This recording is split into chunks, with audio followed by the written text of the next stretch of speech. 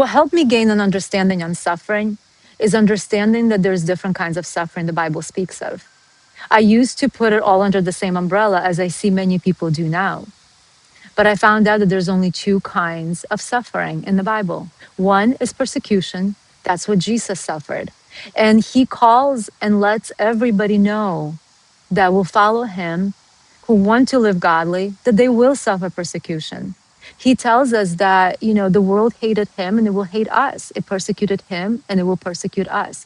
But he warns us right away that there is a cost. So he doesn't force suffering on us. He says, you're going into a war. Know what the cost is and know what the risks are. Charlie Kirk did, and he paid it all to the end, even his life. But that's willingly, by choice, knowing what we're getting into.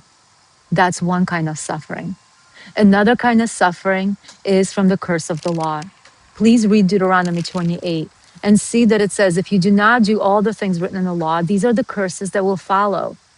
And it lists, diseases, sicknesses, inflammation, fevers, just simple things like that, even poverty, and all kinds of curses that come upon people because of sin.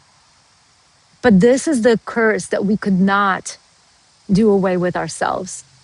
This kind of suffering, Jesus ended on the cross.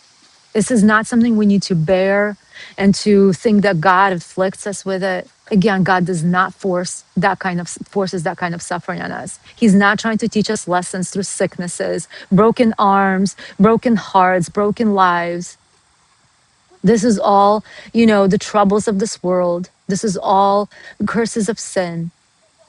This is when he says, you rise up and fight. You don't have to live in sickness because I bore your sicknesses on the cross. You don't have to live in the power of sin because I bore your sins and I took away the power of sin on the cross and the consequences of sin. And I give you grace abundant. So again, two kinds of sufferings, different responses. Persecution, we turn the other cheek. We know what we're in for. Another kind is the suffering from the curse of the law.